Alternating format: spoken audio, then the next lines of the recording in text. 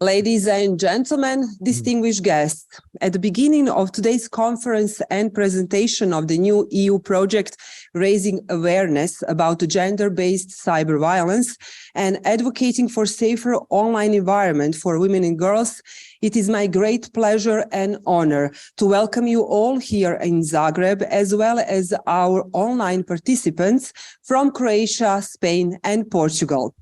The project is conducted by Croatian Ombudsperson for Gender Equality with its partners. I'm sure that we all are aware how big this problem is of cyberbullying against women and girls in our world today. Globally, 23% of women have experienced abuse or harassment online. Can you imagine that? 23%. This is the reason why we must deal with this problem. I hope that this project will help us because its aim is to raise awareness on institutional level as well as social level about gender-based cyber violence and to make improvements on legislative and legal level for regulation of cyber violence in Croatia, Spain, and Portugal, as well as on the European level. After welcome speeches, there are two panels in front of us. We will hear more about experiences on the gender-based cyber violence from our partners organization from Portugal and Spain, as well as partner organizations from Croatia. But at the beginning, welcome speech from our host. It is my real honor to introduce the Ombudsperson for Gender Equality of the Republic of Croatia, Ms. Višnja Ljubičić. Please.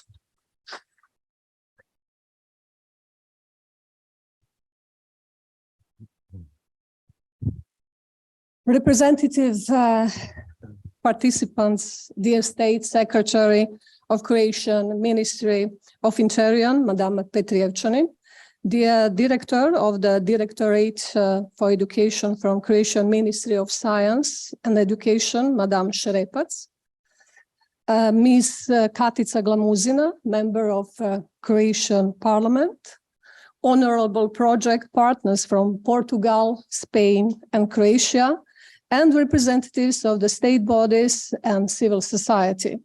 Dear all, it is my great pleasure to greet and welcome you at today's conference and presentation of our new EU project, raising awareness on gender-based cyber violence and advocating for safer online environment for women and girls, of which the institution of the Croatian Ombudsperson for Gender Equality is the holder and project leader.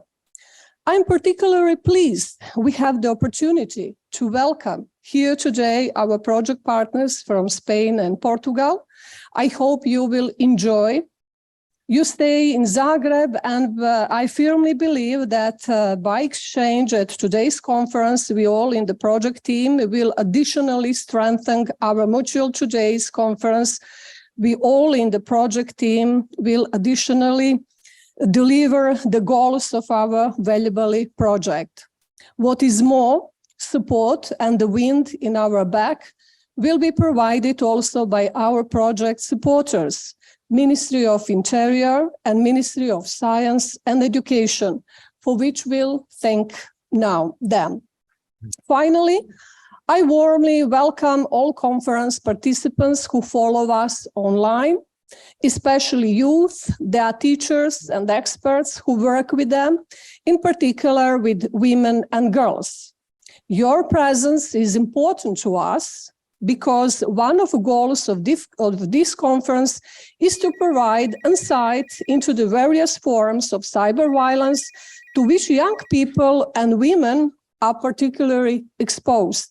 By doing this, we aim to further raise awareness to hopefully to contribute to more effective prevention of these forms of violence. Excuse me, madam, please. I'm sorry. I'm sorry.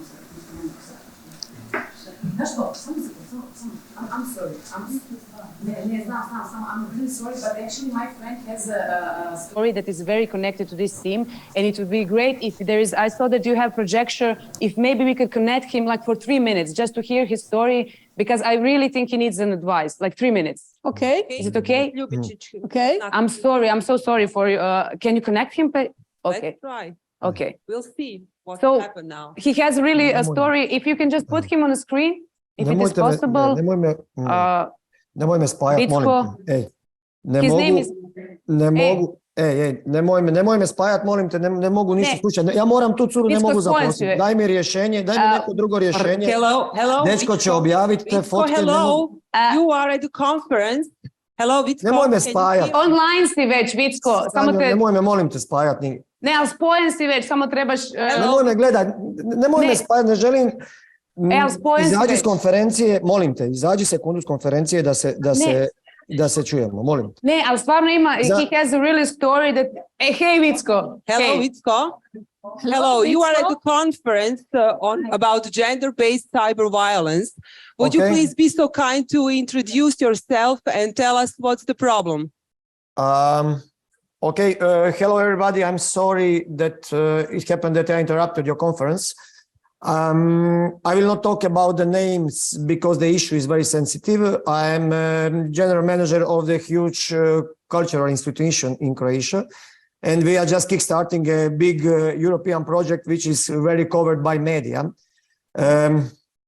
We find the right person to run this project. She's the great candidate. She speaks a few languages, and today I had to appoint her, but she told me that her ex-boyfriend or something, I don't know, is threatening her that he will publish some explicit nude sexual content with her, photos, but also adult videos.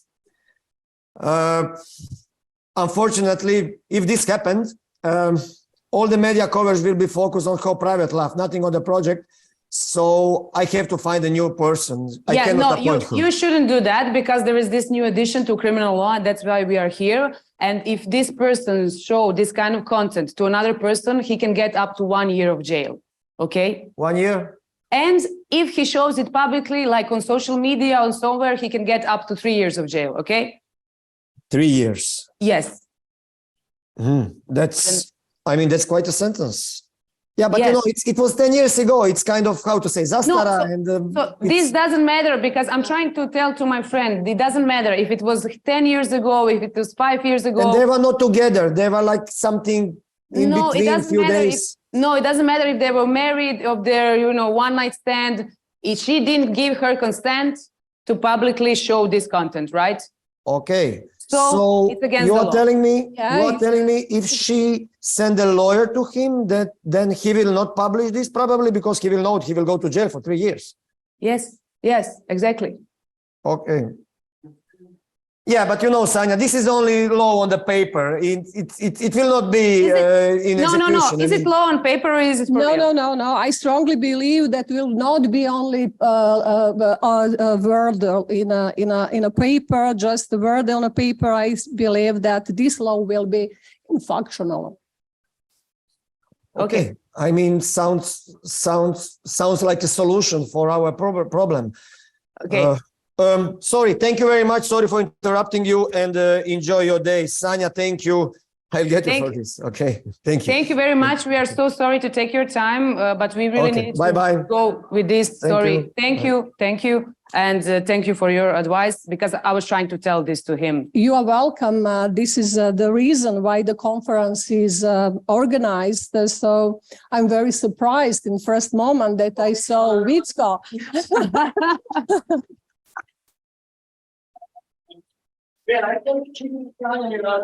And this is Vicko Bilanjic.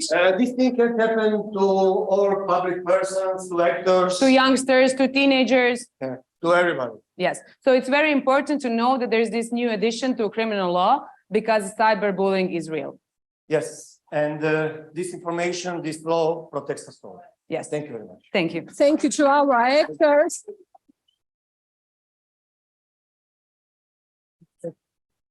Thank you, Vicko and Sanya, for this remarkable performance.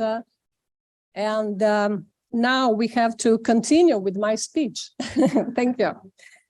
From the available literature and statistical data, it's evident that cyber violence against women and girls became a significant problem with serious implications for societies and economics around the world. Therefore, the exchange of experience of these matters is timely and necessary.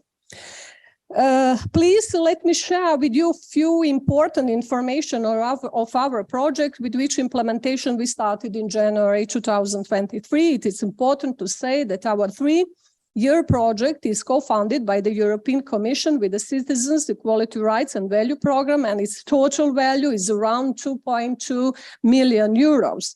On this occasion, I would like to thank the European Commission for recognizing the importance of this topic and for giving us the opportunity to transfer our plans and ideas into practice and concrete activities with this project.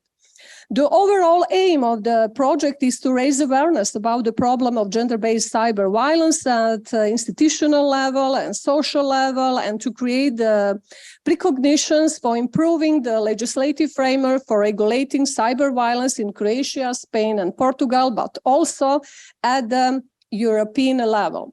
As I already said, during the performance, we have to start dealing with the consequences. That is exactly why we are aiming to reach young people, their teachers and experts who work with them, and to make positive changes in relation to more effective prevention of these forms of violence. We intend to achieve our goals through various project activities, research projects, comprehensive training of experts, awareness training and media campaign, and many more. One very important goal of the project is to create a strategic document with guidelines for creating a common approach to gender equality in this area, which will be presented to the legislative bodies both at the national, Croatia, Portugal, Spain, and European level. As it is evident, dear participants, we have a big challenges ahead of us, a lot of understanding and cooperation, not only between us, the project team, but also in relation to the environment will be addressing.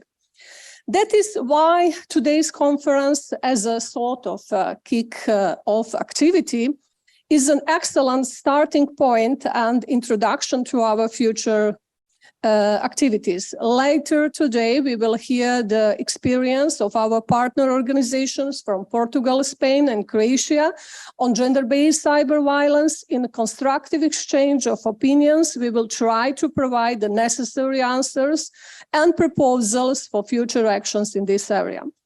In this light, I wish you successful work and exchange of opinions today. I invite you to actively participate and in order to jointly address gender-based violence in the virtual world. Thank you to all, and especially Vicko, Sanja, and also our guests. Thank you. Thank you, Ms. Ljubicic. And from my side also, thanks to our great actors. Very nice. We are pleased, as we heard, that this project has the support of Croatian Ministry of Interior and Ministry of Science and Education. On behalf of the Ministry of Interior, I invite the State Secretary, Ms. Irena Petrijevčanin, to welcome us. Please.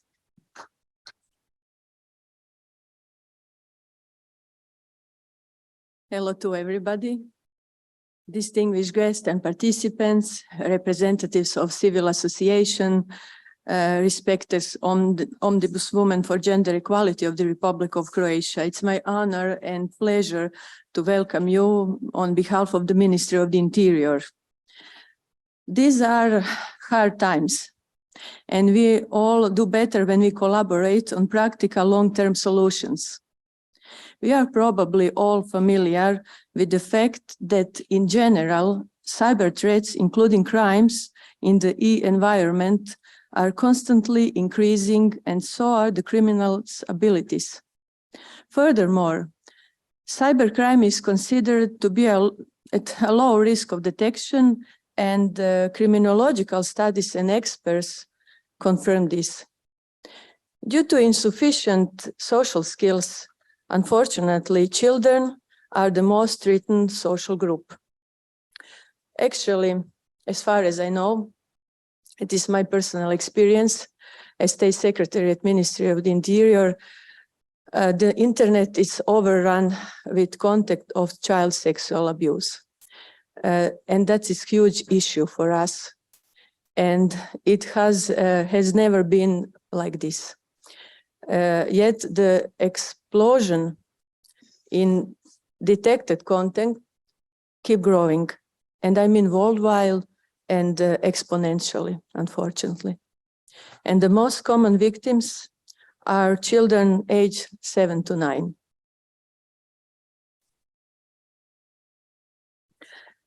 Considering that number of cases of various forms of victimization in the digital space is constantly rising, and that we can expect greater challenges in fighting this type of crime in the future, the Ministry of the Interior is committed to further strengthen its human and technical resources.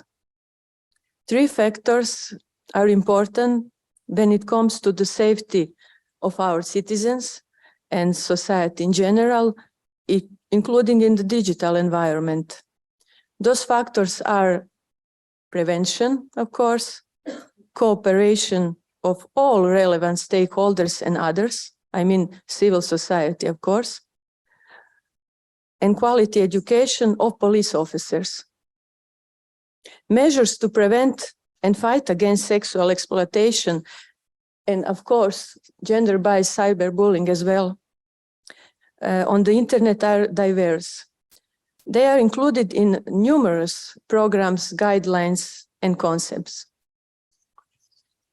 Prevention is one of our priorities because we fully acknowledge that significant positive change can be made by raising awareness and by appropriate preventive initiatives and measures aimed at different social groups. Furthermore, we know that preventive measures are more effective when experts, I mean police, judiciary, psychologists, omnibus person in Croatia and in European Union, social workers, NGOs, cooperate successfully. With that in mind, the Ministry of the Interior already implements several preventive projects in cooperation with other relevant stakeholders, which I mentioned before. And we are also looking forward for future opportunities for cooperation and collaboration. We are in the same boat, as already you know. When it comes to police education, we are dedicated to providing structured training programs at all levels of police education. I mean basic, university, and lifelong as well. To conclude, the Ministry of the Interior considers cooperation with Ombudswoman for Gender Equality, Madam Ljubicic, to be very important. So we aim to give support to projects and initiatives that aid in improving children and women's rights and safety, and of course, gender equality. This conference and this project as well is also an opportunity to share knowledge and expertise regarding these issues. Thank you very much.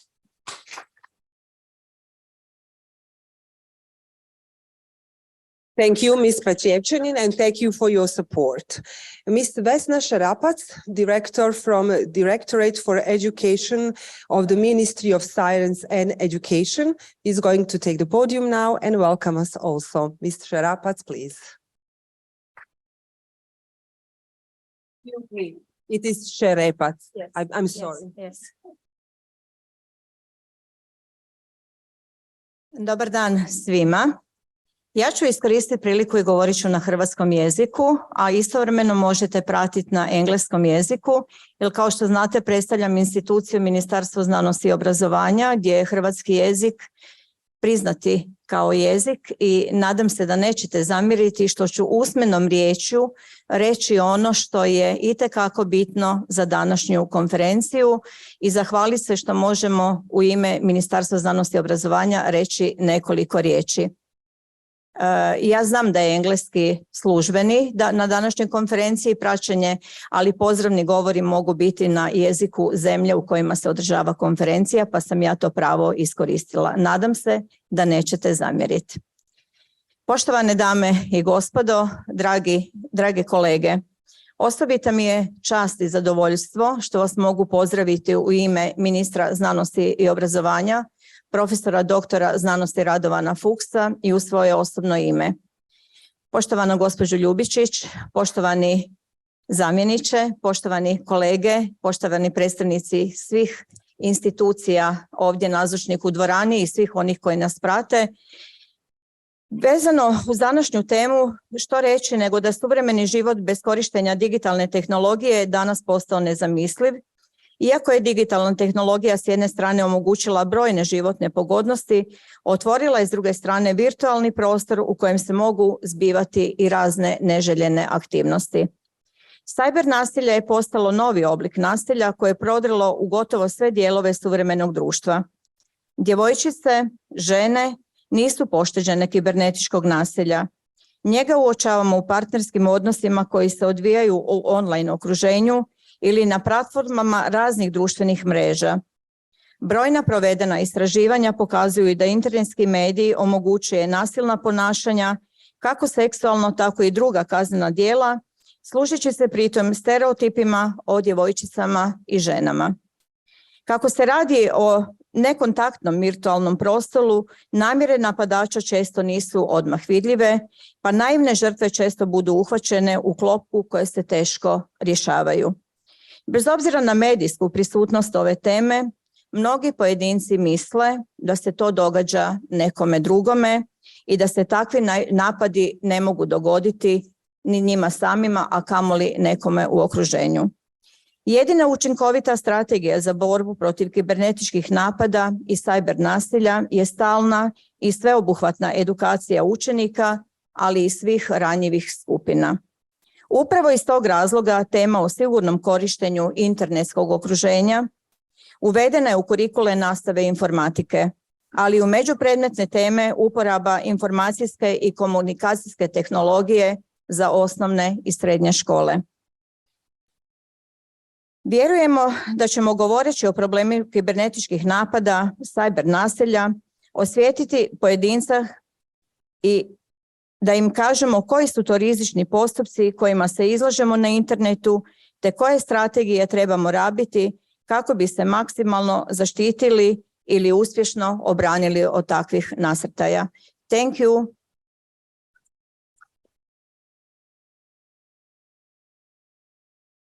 Thank you, Ms. Šerepac. It is time now for our first panel. The name is Experiences of Partner Organizations from Portugal and Spain on Gender-Based Cyber Violence.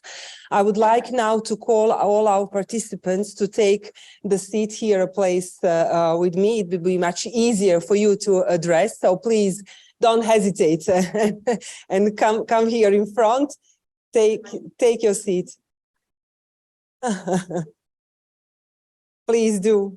Yeah, it would be much easier for you to address, and then I will introduce you. So, as we said, we have our partner organizations from two countries, from Portugal and Spain. It is my pleasure to welcome the representative of the institution of the Portuguese Commission for Citizenship and Gender Equality, Ms. Susana Mota and Ms. Ana Neves. Thank you for being with us. Please, the floor is yours. Just take the microphone, please. Oh, you can sit, or if you like. Ah, okay. Please have a presentation. You are hearing everything. Can you? Yeah.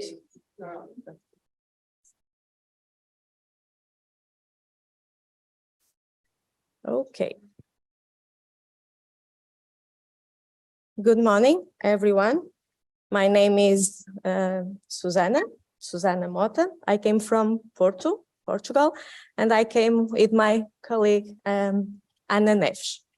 So we will divide this presentation, okay? Sorry for my English. I'm very good in Portuguese, but in English, more or less. Okay, thank you. We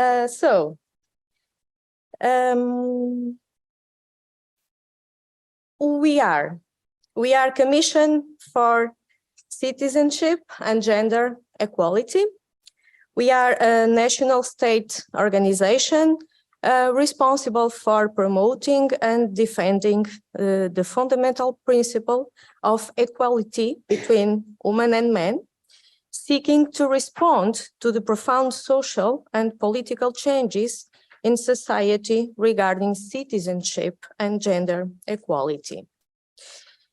Our main intervention areas are equality between men and women, violence against women, more recently the human trafficking, LGBTE, and the female genital mutilation. In all of these areas, we have lots of projects. Domestic violence in Portugal, some principal ideas. Since the 90s, Portugal has made significant efforts to prevent violence against women through the implementation of several measures, many of them established by the National Plan Against Domestic and Gender-Based Violence. In August 2014, the Council of Europe Convention on Preventing and Combating Violence Against Women and Domestic Violence, the Istanbul Convention, entered into force, recognizing the existence of gender stereotypes and prejudices that contribute to social legitimacy, violence against women, girls, and girls again. The National Strategy for Equality and Non-Discrimination, Portugal Mais Igual, the main public policy instrument in the area of gender equality, includes an action plan to prevent and combat violence against women and domestic violence. Portugal has been implementing national public policies to promote equality, citizenship, and prevent and combat domestic and gender-based violence, including, like I said before, human trafficking since late 90s. This Portugal More Equal strategy marks a new programmatic cycle that started in 2018. In line with European and international guidelines, this strategy consolidates the vision of Portugal in the framework of the promotion of public policies for equality and non-discrimination as a condition of progress and sustainable development. The construction of the strategy was based on broad consultation with government departments, municipalities, experts, the private sector, and organized civil society.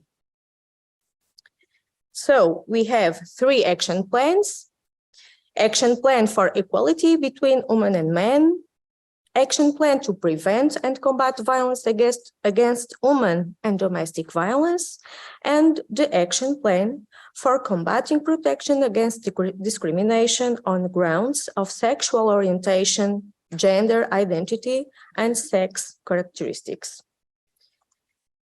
Anna?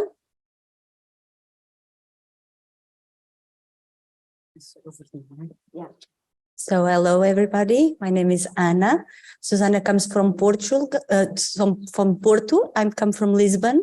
We are the same commission, but we are in different places. But this strategy is for all Portugal, so that's why we came along. And I'm going to speak to you about the main strategic areas from our intervention in domestic violence in Portugal. That is the plan that combats violence against women and gender-based violence. So this strategic has the prevention, the support and protect, intervene against aggressors. So, and the qualify professionals and investigation to investigate, monitor, and evaluate public policies and prevent and combat harmful practices of mutual genital mutilation.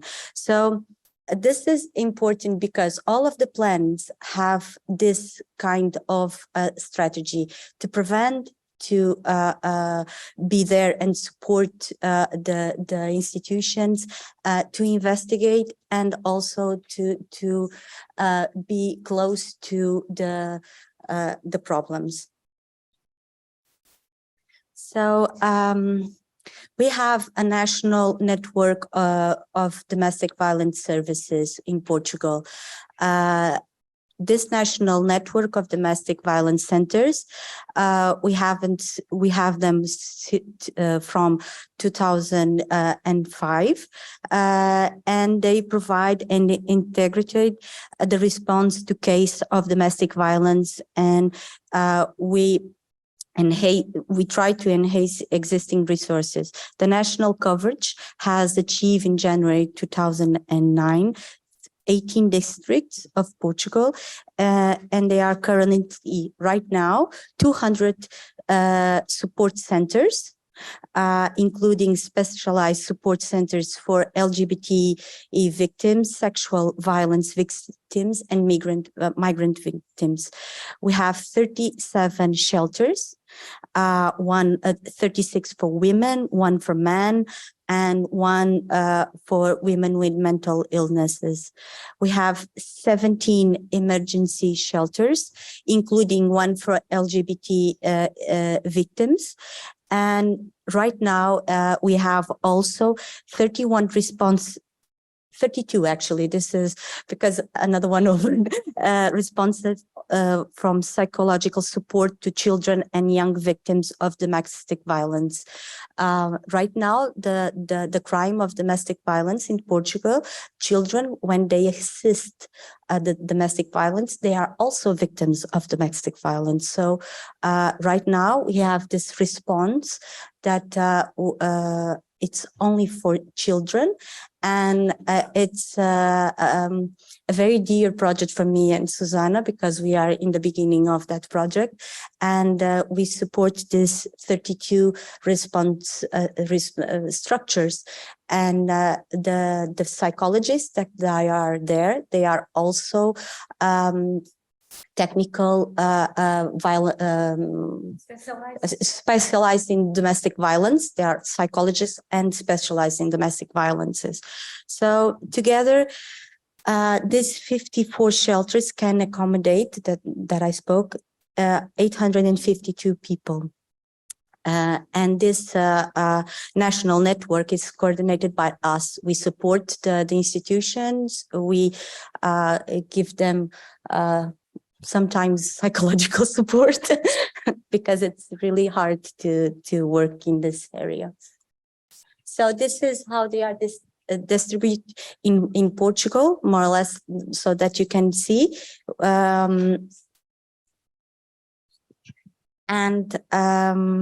Sorry. Here. So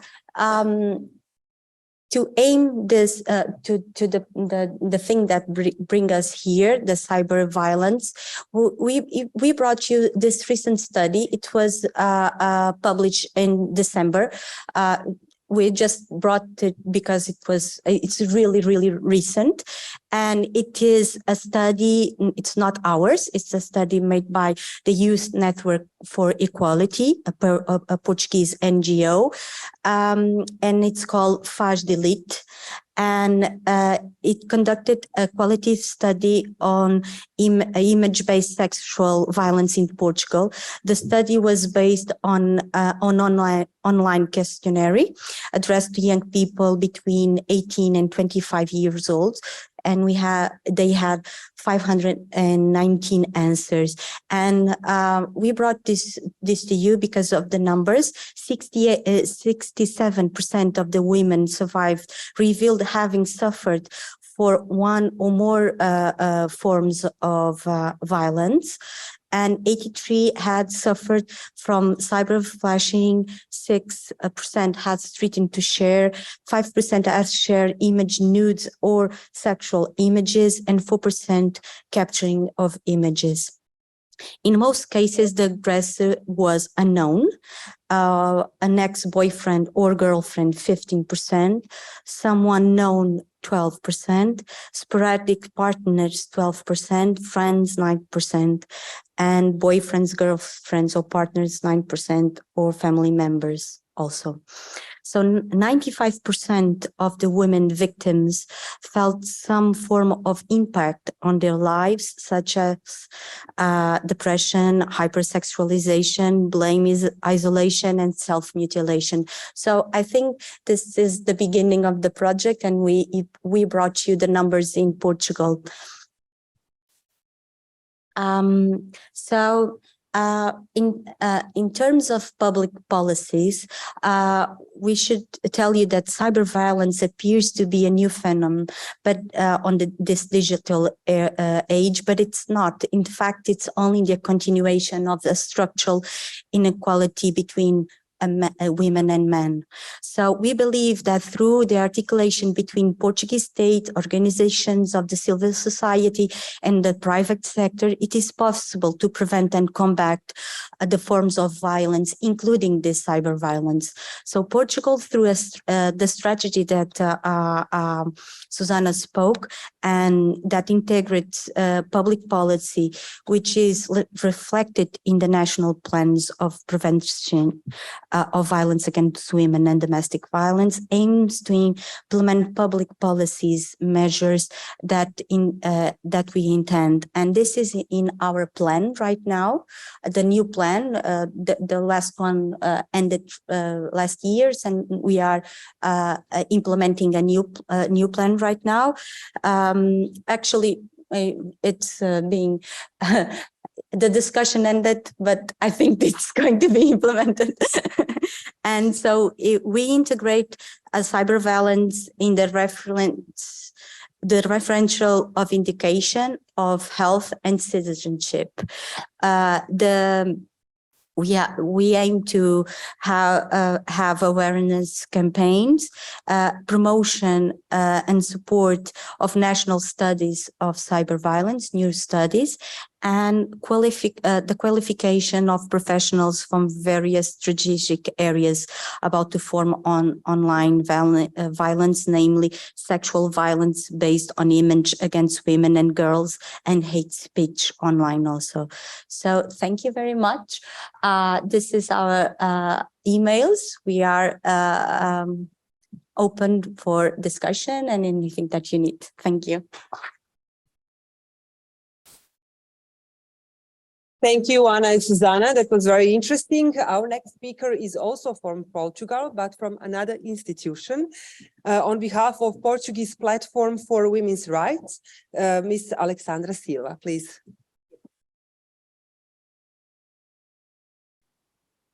So thank you. Let me just begin with. Oh.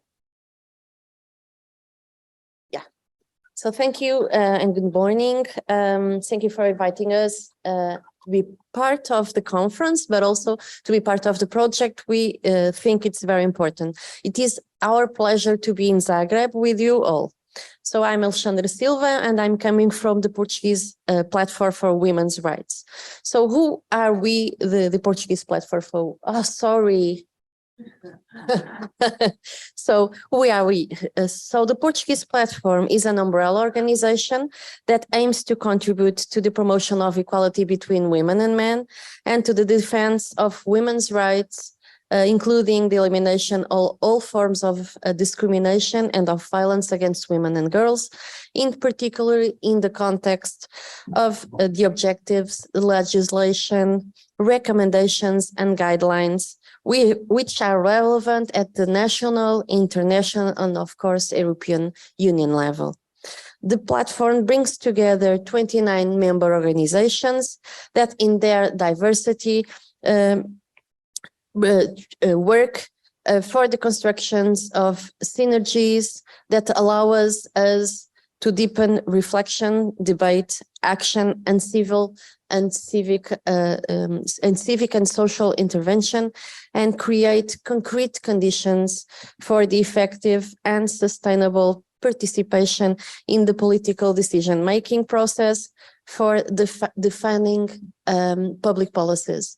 Many of our organizations have support centers and run shelters in Portugal, several of them.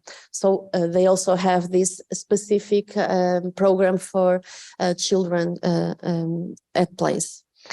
We are also, just to give you an idea who we are also the national coordination of the European Women's Lobby. And we particularly work in these different structures. Myself, I'm working on the Observatory on Violence Against Women and Girls.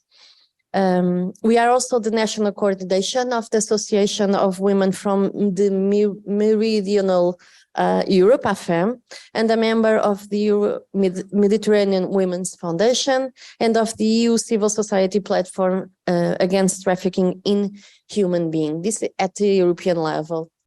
At the international level, we have special consultative status by the Economic and Social Council of the UN, and this allows us to participate in several working sessions, such as the Commission on the Status of Women, which is happening now, but also on the CEDAW sessions, on the Universal Periodic Revision of Human Rights, and on children's rights, to state those that in which we were more involved, or we are more involved than.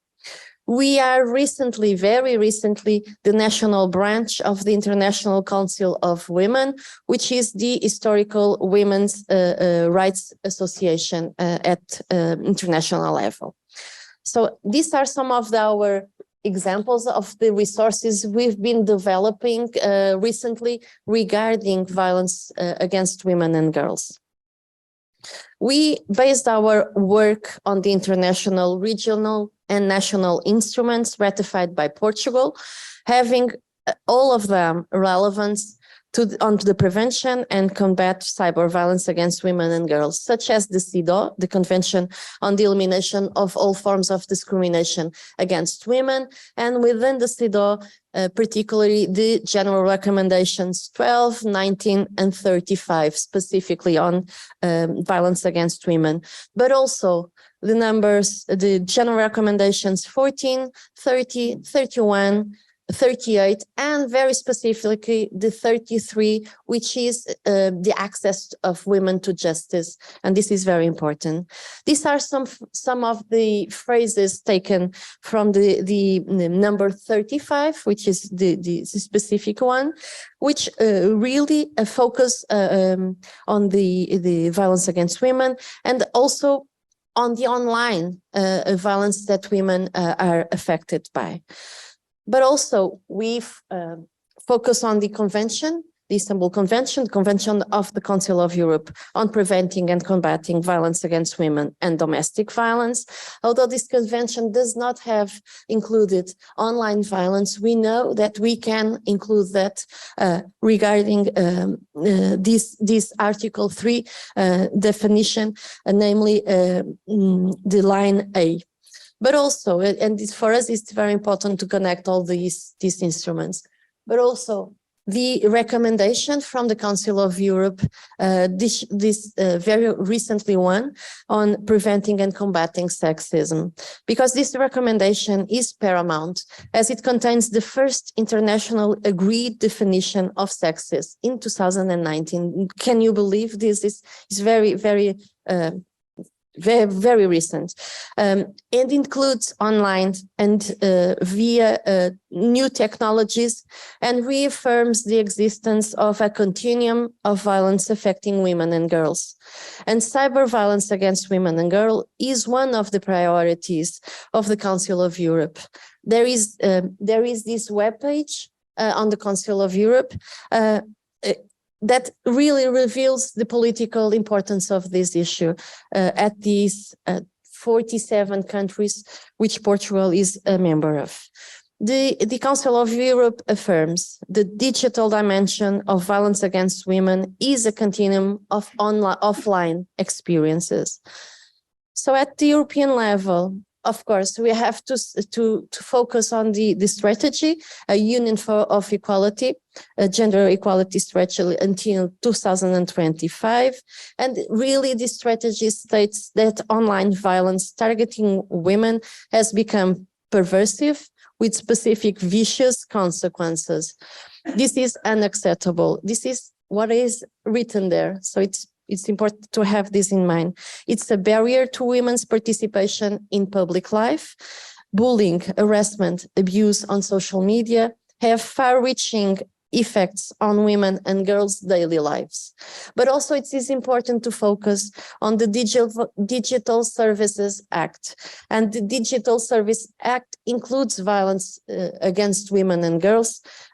For example, it states providers of very large online platforms, in particular those primarily used for dissemination to the public of pornographic content, should diligently met their obligations under these regulations in respect with legal content constituting cyber violence, including illegal pornographic content, especially with regard to ensuring that victims can effectively exercise their rights in relation to content representing non-consensual sharing of intimate or manipulated material through the rapid processing of notice and removal of such contents without undue delay. This is very important to have this in mind in the context of our project. And last but not least, of course, the proposal of directive on combating violence against women and domestic violence, putting really a focus on cyber violence. And this is very clear on the Article 3, the definitions. It has two sublines on violence, on cyber violence and violence through communications and information technology, but also on specific articles such as number 7, non-consensual sharing of intimate or manipulated material, because it's very common to manipulate material, you know, to have our faces posted on a body, on a video, that it is not ours, but it is sent as ours. But also Article 8, cyber stalking, Article 9, cyber harassment, 10, cyber incitement to violence or hatred, 25, measures to remove certain online materials. This is a proposal which we are very keen to be adopted by the European Commission, and then the member states also. Just to give you an idea, in 2017, the European Women's Lobby promoted a project called Her Net, Her Rights. The project started with applied research and advocacy regarding online violence against women and girls and technology-related violence in Europe, having focused on the understanding of the current state at that time, the current state of violence against women and girls in digital spaces in Europe, identifying good practices on protection and prevention, mapping legislation at the EU level and national level, and accessing burning issues, challenges, and policy gaps. We invite you to read the research paper and the toolkit, which are linked in here. So the campaign also brought several posters focusing on different types of violence, online violence against women and girls. These are some of the examples, but there were more. Finally, as I said, it's happening now. The 67th session of the convention of the Commission on the Status of Women, and the priority theme this year is also related to our project. So we are looking forward for the political declaration and how to also engage in our project would be very perfect. For us, the Portuguese Platform for Women's Rights, it is very clear. Online spaces provide new venues for violence against women and girls, and in fact, they are offering perpetrators increased anonymity and impunity. Nevertheless, although we all know the levels of prevalence and gravity, there is no universally accepted definition of technology facilitate gender-based violence. Cyber violence against women and girls takes place in the virtual sphere, but it results in tangible harm, either physical, sexual, psychological, social, political, or economic, as our colleagues were presenting. And this kind of violence does not end when women log off. There's a continuum between the real world and online violence, with technology helping to perpetuate surveillance, and this is very important when we look at violence against women, trafficking, and other forms of abuse and sexual exploitation. It is deeply rooted in the sexist societies we still live in. It is part of the continuum of sexism and violence perpetrated often by men against women and girls. Beyond the lack of a formal definition, international, European, and then national, coherent global norms and standards on online gender-based violence do not exist. As tech generates new forms of violence, such as non-consensual deepfakes, existing legal frameworks cease to apply. And online violence, as all forms of gender-based violence, is seriously unreported. Data from the United Nations stated that only 1 in 4 women reporting violent acts to the platform where they took place, let's say Facebook, let's say Instagram, only 1 in 4 reported to that platform. Fewer, 14%, reporting to protective agencies, and this must worry us. For us, it is very clear, we must act now. And this project is one of the moments we have to do that. In our view, within a political frame that most probably is on our side, namely, if the proposal of directive is adopted. We know that legal frameworks must be developed in coordination with women's organizations and centered around human rights and survivor-informed approaches. And this is for sure one of the goals of the project. Now let's work and be safe. Thank you. Thank you, Ms. Silva. Now we are leaving Portugal and are going not so far away to Spain. It is my pleasure to call the representative of the Organization for the Protection of Women's Rights from Spain, Ms. Teresa Nevado Bueno.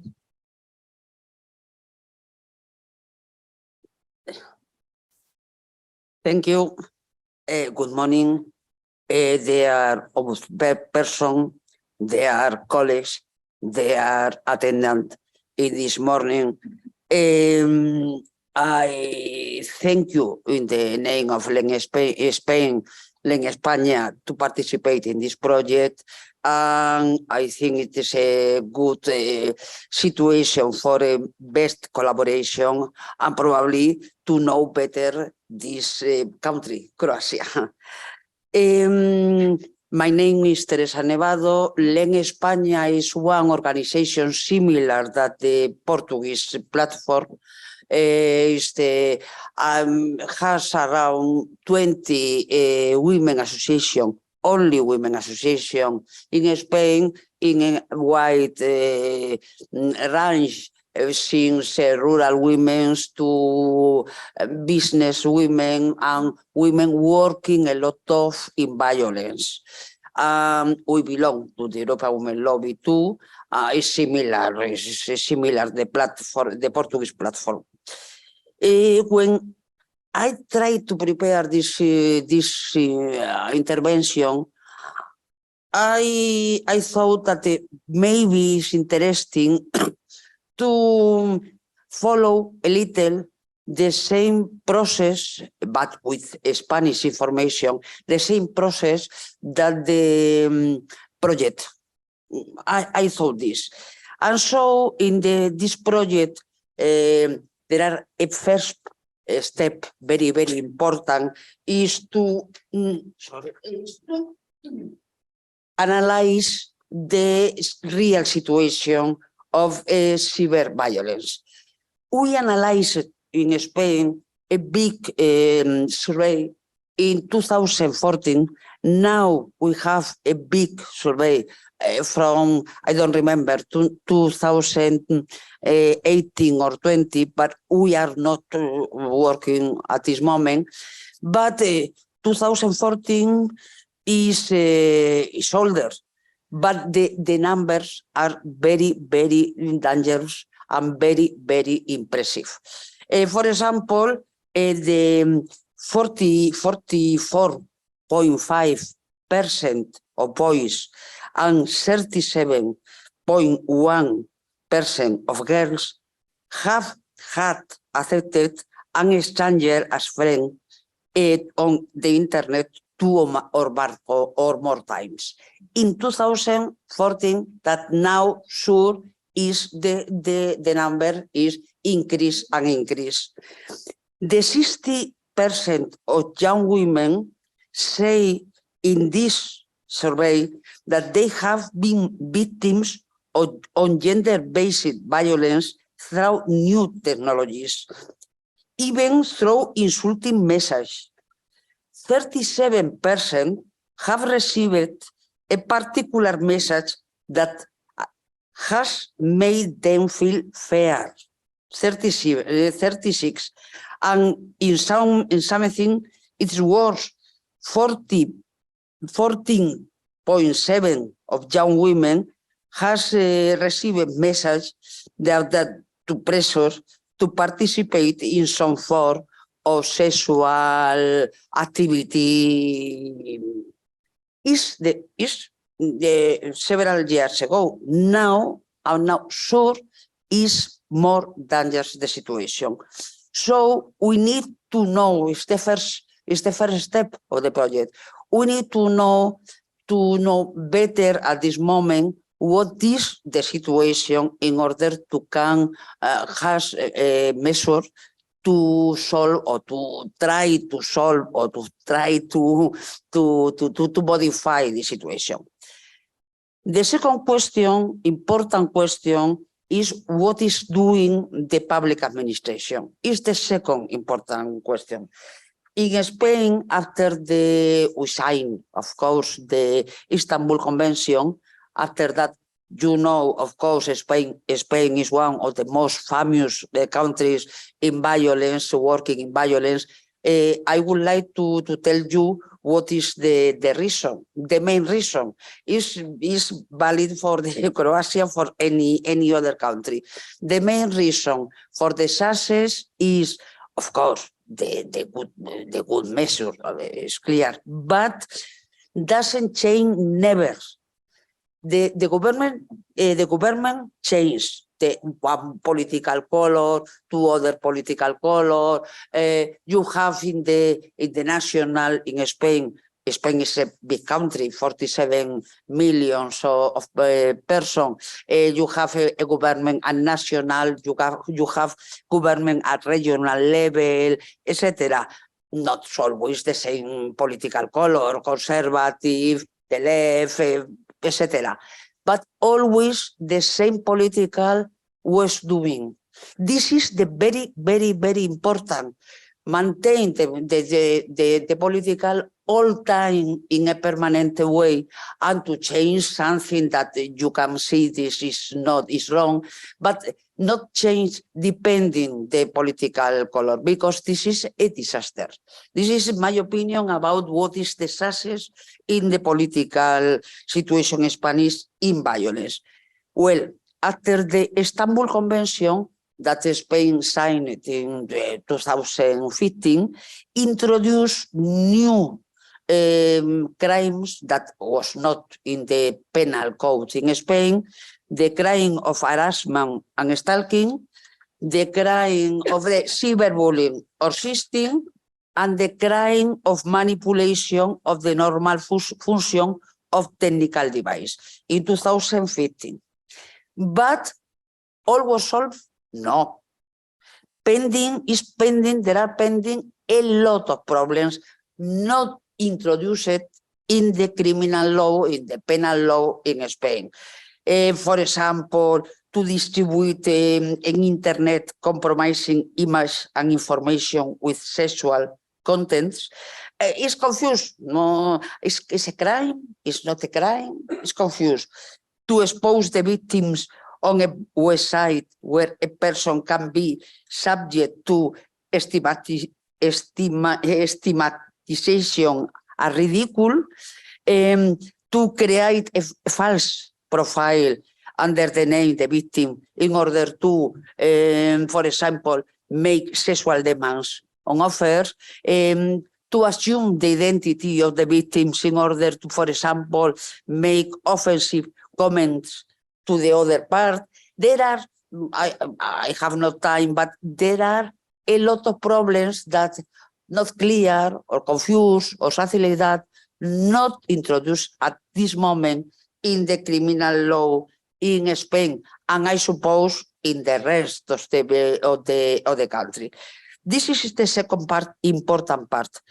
I hope in the project we are able to prepare and we are able to have the influence to the public administration in order to go more that it was included in the criminal law, for including more questions in the criminal law was a crime. And finally, yeah, not the less important, the majority of adolescents and young people don't think that this is a problem. The majority think it's not important, this question. They belong to the social network. Has comfort in the situation. It's not a problem. So it's very, very important to a pedagogical question with these people, the young people, in order to think that really is a big problem, this situation. And we are speaking about violence, but we can introduce other kind of problems, more news now. For example, I don't like to introduce this discussion in my intervention, but now with the increase the queer theory, there are a lot of adolescents that think that they are other different, but in this age that all is very, very, very complicated. Very complicated. We need to sorry, we need to think to this. This is the third part is in relation, of course, with the project, and we think to this. And finally, only finally, really, finally, now we have the discussion about the proposal of directive for the European Union. What is of course, is more minimum, always is in the same way. But what is the main effect? It will be mandatory. the Istanbul Convention is not mandatory because depends if the country sign or not sign. I don't know what was the situation in Croatia, but directive will be mandatory. And directive introduce three or four articles about the cyber. In fact, Article 7, non-consensual sharing of intimated or manipulated material. The Article 8, cyber stalking. Article 9, cyber harassment. And Article 10, cyber incitement to violence or hate. Introduced that I know for. And this will be mandatory.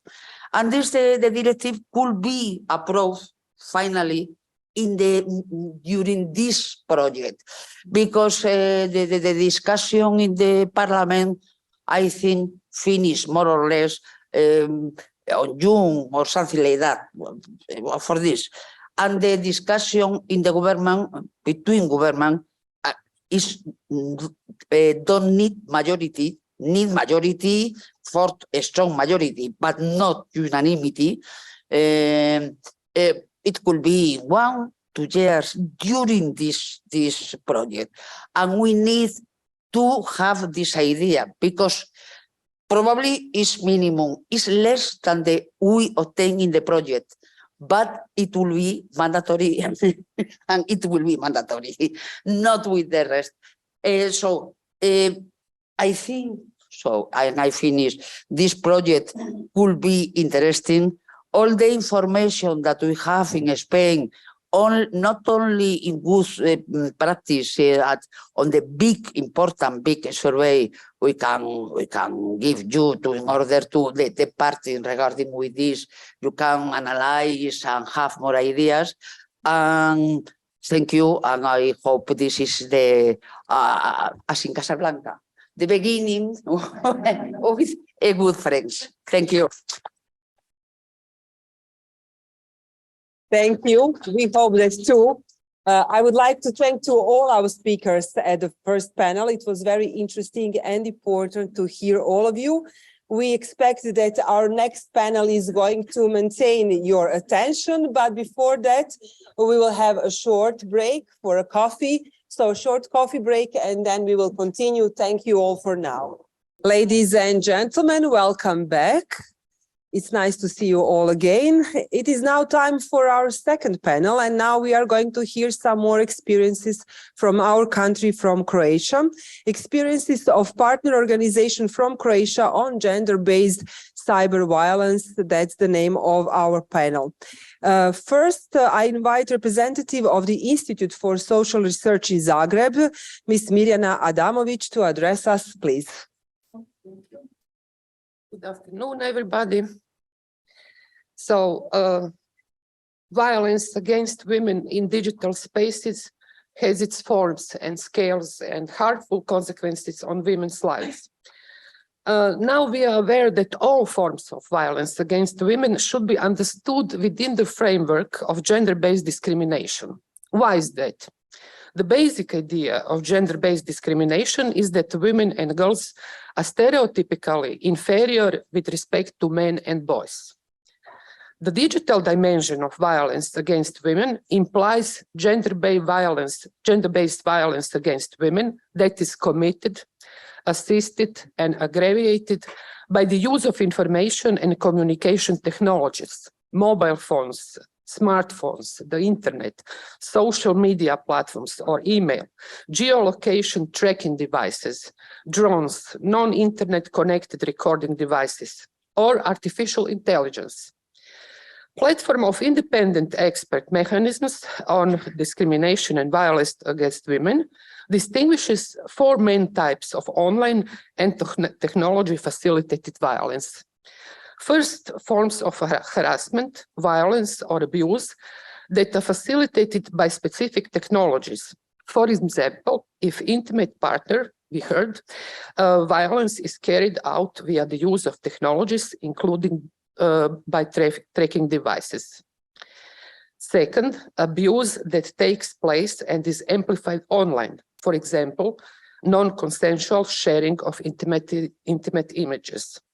Third, when technology has generated a new form of abuse, such as fake pornography and abuse of our digital selves. Fourth, when online environment is used to enable violence. For example, use of social media for sexual violence. So you can see that online and technology-facilitated violence include a various range of behaviors.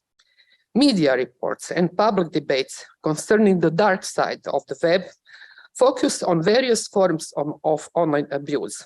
I would like to mention some terms such as trolling, doxing, hate crime and hate speech, cyberbullying, e-bile, revenge porn, stalking, sexting, etc. The police reports difficulties in keeping up with the rise in the number of reports of online crime and abuse. So all that forms could be considered as digital dimensions of violence against women that are only part of gender-based violence against women. So we can say that many of these forms are a form of gender abuse and some symbolic violence as it is performed in relation to women. For example, gender trolling is distinct from forms of trolling which more generally attempt to disrupt or hijack online interactions. Gender trolling is exponentially more vicious, aggressive, and threatening, and is devoted to targeting the designated person. Cyberbullying creates mental, emotional, social scars that have a prolonged impact on victims, but the bullies as well. Cyberbullying perpetration is often retaliation for traditional bullying victimization or previous involvement with cyberbullying as either victims or perpetrators. Some authors found that the most common motive for cyberbullying was anger.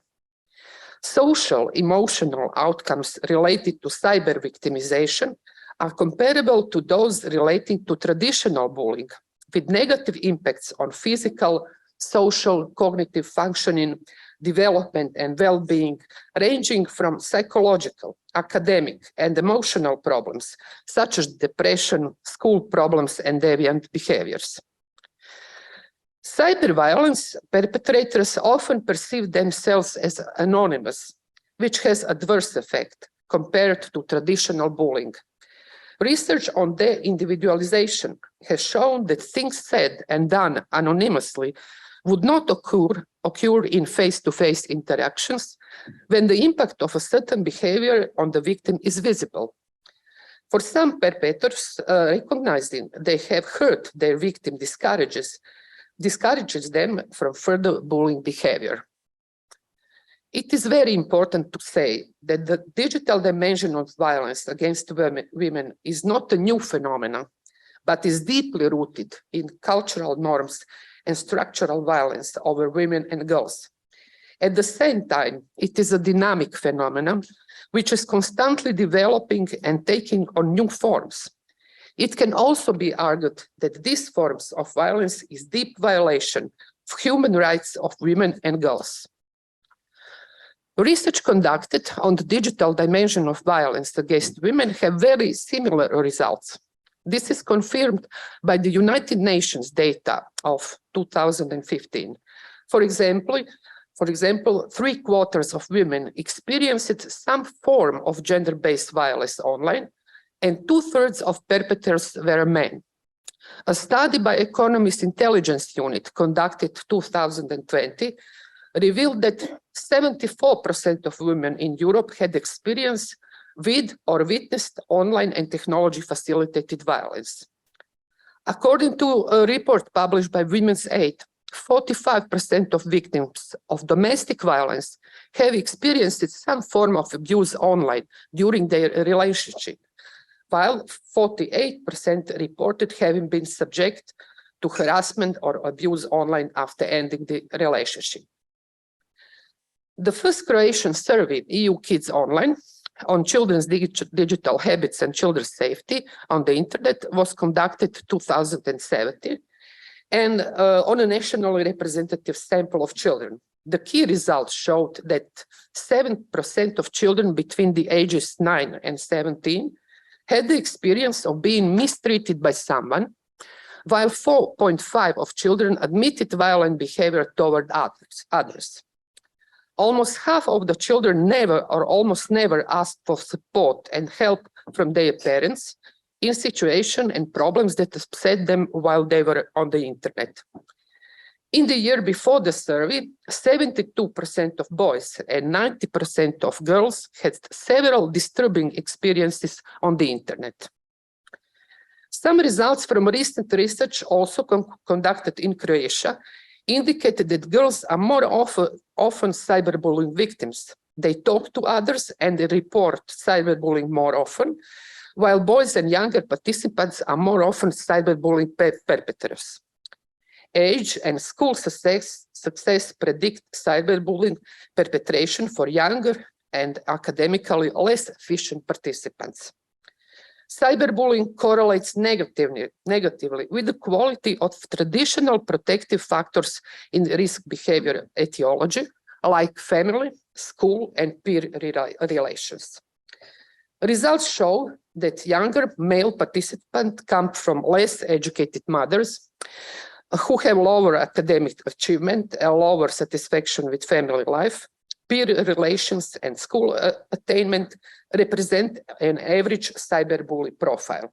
Also, they show that children who commit and or experience cyberbullying achieve higher results on the scale of internet addiction than children who do not participate in cyberbullying.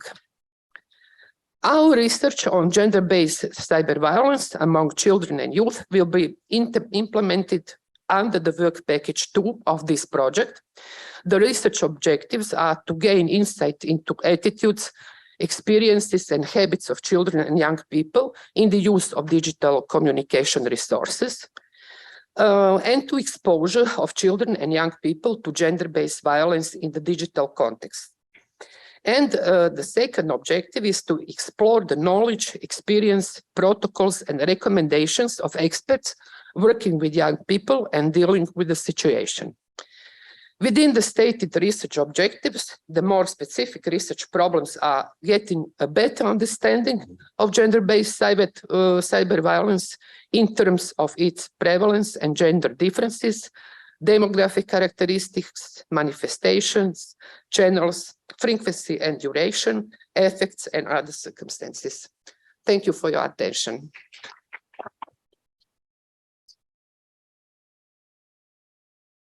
Thank you. We are looking forward for results of your research.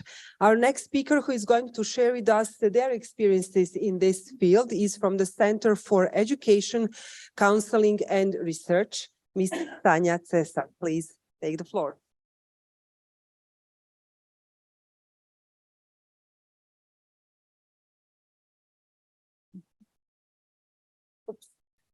Thank you. And I'm very pleased to be here today and have a chance to talk a little bit more about one part of our work, which is prevention work with young people, with schools and with teachers on prevention of cyber gender-based violence. CES is a feminist organization that advocates for advancement of women and achievement of gender equality in our society. And last year we marked 25 years of CESI and 10 years of our helpline and counseling center for women victims of violence in Krapinsko-Zagorska County. So a long time ago, we were the first association in Croatia and maybe in region which systematically dealt with the rising awareness on gender equality, on prevention of teen dating violence and gender-based violence. Right now, our educational and prevention programs are recognized also by the EU and different international bodies as examples of good practices in the field of GBV prevention. And our teaching and multimedia materials are widely used in Croatia, in schools, but also in the region. Violence against women in online environment has become our priority during COVID pandemic. Then we developed different educational programs, materials, websites. We conducted the social media campaign, but we also work a lot with the teachers. So we educated around 300 teachers, and we are continuously work with peer educators and train peer educators in the schools. Cyberspace has many characteristics that can enhance, perpetuate, and diversify violent acts against women and girls. Nature and causes of violence are not different from offline violence, but tools can be different, the visibility of violence can be different, but also laws and regulations in online spaces. Anonymity, already it was mentioned, can amplify violence. Lack of means of identification can encourage perpetrator with the perception that they are not accountable and they don't have to follow the rules. Widespread use of internet and social media makes information sharing go faster, go broader. So offensive and violent pictures, data, comments posted online can be spread untraceably, very fast and very far, leaving the victim vulnerable and with no control over their privacy and no safety even if their own homes. Many online technology features can be used in abusive relationships. We witness that a lot with our work with young people, but also with adults, and exert further control over the partner, like tracking, hacking softwares, different online platforms, saved login information. The consequences of being victim to cyber violence is severe as offline violence. And cyber violence have potential to have major consequences of social and professional life of victims. Victim can withdraw from online spaces or even change their careers or their public posts. Yeah, because we all know that politicians and women in public spaces are very often victims of sexual online violence. Prevention must be basic task of our societies and of our educational system. And it's also formal and legal obligation of teachers and school staff. This implies informing also and teaching children about different topics related to gender equality, safety, and gender-based violence within educational system on all levels. Different studies have shown that women and girls are more likely to be victims of different types of cyber violence. I will quote one research which was conducted by a Safer Internet Center last year and included high school students. And it was shown that 41% of young people were sexually harassed at least once. Of course, more often girls than boys. Almost half of high school students state that they have witnessed their peers share sexual content on group chat, profile, or forum. More than 30%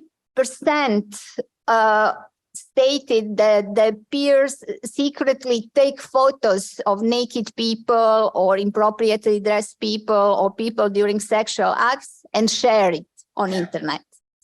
And what is very worrying for me as an adult, the big number of young people, of students, would not report this to adults and would not report this to teachers and to schools for different reasons. CESI also conducted a survey to collect data on awareness of teachers and secondary school students on their attitudes and strategies to address cyber GBV. The research showed a clear difference between forms of violence that girls and boys experience. So there is a much higher number of girls receiving sexual comments online. It was more than 70%. More of them experience extortion and non-sexual publishing of their photos or videos they send privately to someone. When it comes to boys, they seem to be at higher risk of being threatened by physical violence or pressured to watch porn. Most of teachers, which were part of our research, think that the GBV is not a serious problem among students, or they're not sure is it a problem. And we know that teachers are crucial for implementation of violence prevention programs. Well-trained, supported, and motivated teachers are key in delivering high-quality prevention programs. Our data show that majority of teachers believe that their role should include also addressing problems of cyber violence. To implement curriculum effectively, but teachers also need to be confident, need to be committed, have enough education and resources. They have to feel supported by school management, by legal framework, and of course by relevant institutions and authorities. Working directly with young people in a form of curricular or extracurricular activities using education, interactive techniques, creative methodologies is a very helpful tool in changing their attitudes, behaviors, helping them learn about healthier ways to relate to another, and encouraging them to speak against violence and provide support to their friends who are victims of violence. The research clearly indicates that youth very rarely turn to adults and to the teachers when they're exposed to violence. Most likely they will talk to their peers, if they will talk at all. Peer education approach is that it's very important also because it's very effective because peer influence peers in a very positive way.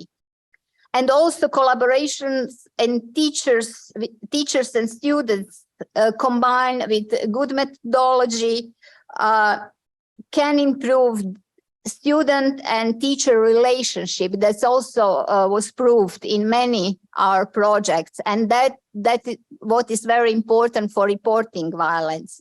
And this leads to better understanding and leads to high level of satisfaction with our programs. And young people are eager to participate and also to deal with the prevention of violence, but also some of them express a very high level of empathy, and they're eager to volunteer in some organizations dealing with violence. And of course, besides educational prevention work, it is necessary to provide gender and age-appropriate sensitive mechanism of intervention, of protection and support to youth who have experienced any form of violence in school, including cyber violence.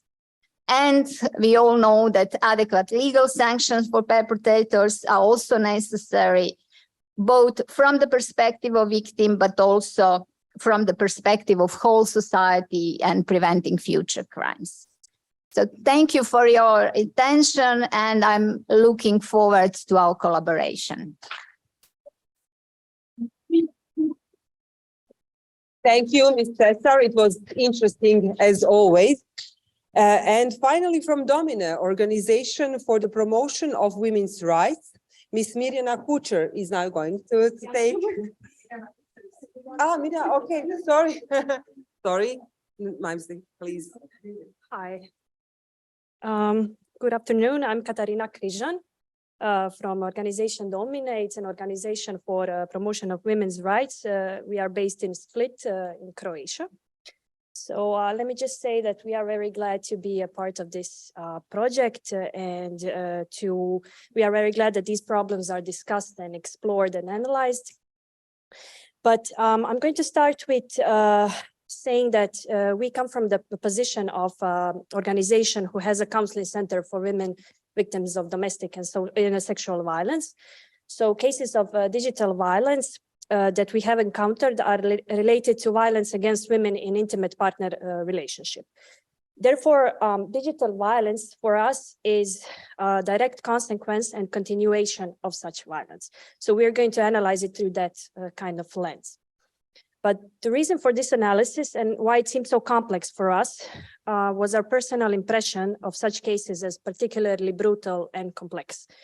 So also, I have to emphasize that we statistically deal with a small number of digital violence cases, which I guess it's a case in itself, because it can indicate a problem of lack of awareness that manifests itself in not reporting or not recognizing digital violence as such.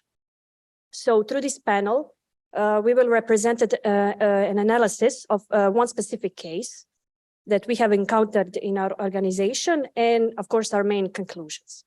So our analysis is characterized by the realization that digital violence is not only an extension of violence that comes from offline world, but its repetition and, most importantly, an upgrade.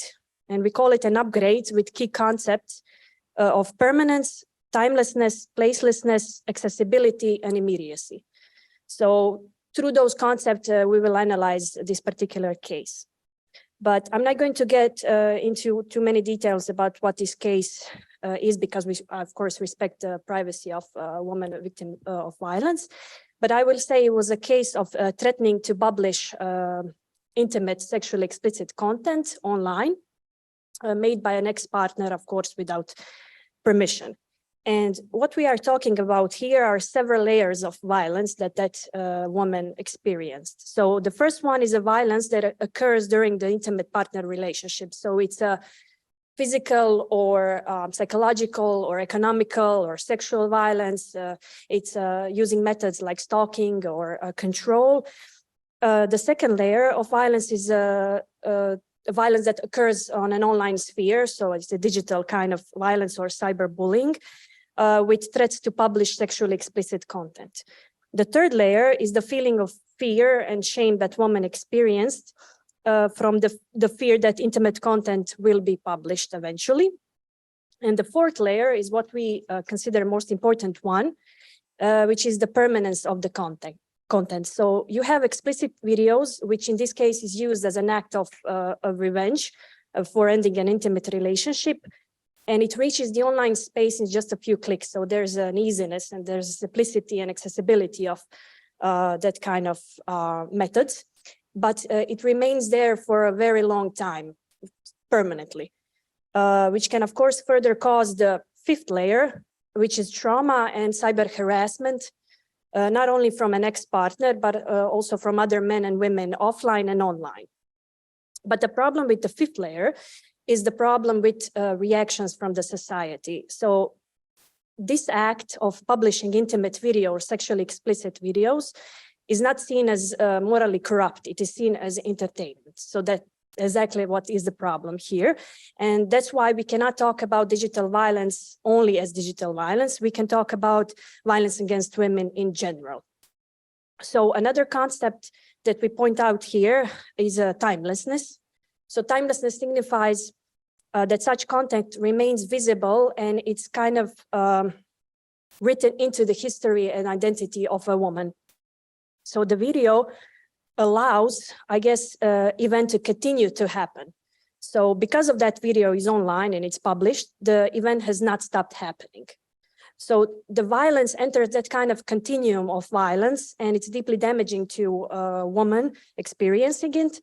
Also, it blurs the lines between public and private. And as you all know, social media have become kind of like an omnipresent in everyday life. It's embedded into our mobile phones, apps. It became a basic part of communication in our society. And that kind of digital communication can in a sense, enhance a sense of placelessness that makes people feel like they are more together when they are apart. It makes feel messaging more immediate, more personal, more accessible. So in the context of abusive relationship, these characteristics can amplify the harms of abuse. So as we all know, as feminist organizations that deal with domestic violence abusers use those kind of tactics. They use physical and sexual violence to control their partners and ultimately limit their freedom. So digital media offers those abusers kind of an everyday options of effectively control their partners. So some of those are, let's call it traditional forms of abuse like stalking or verbal abuse. But the accessibility and immediacy of digital violence or mobile or social media can result in using that abuse with greater ease and using that abuse with using new methods and new channels. So consequently, because of all those characteristics of digital violence, victims have reported feeling constantly unsafe because they are unable to truly escape their abusers, regardless of their physical location. So the victim is not only able to escape the violence by the abuser spatially, but also temporarily. They're also unable to escape the violence in itself, not just the abuser, because the violence, the act of violence in that kind of video, that kind of content is permanently out there online for everybody to see. So we carried out this kind of, or singled out this kind of concept that characterize digital violence. And I'm going to end this here. We think that because of those concepts, because of those characteristics, digital violence is a complex and dangerous form and a new form of violence against women and girls, and allows the creation of new modus of violence. Of course, we remain hopeful that this and the following similar projects will help solve the problem of digital violence through its prevention and recognition and sanctioning.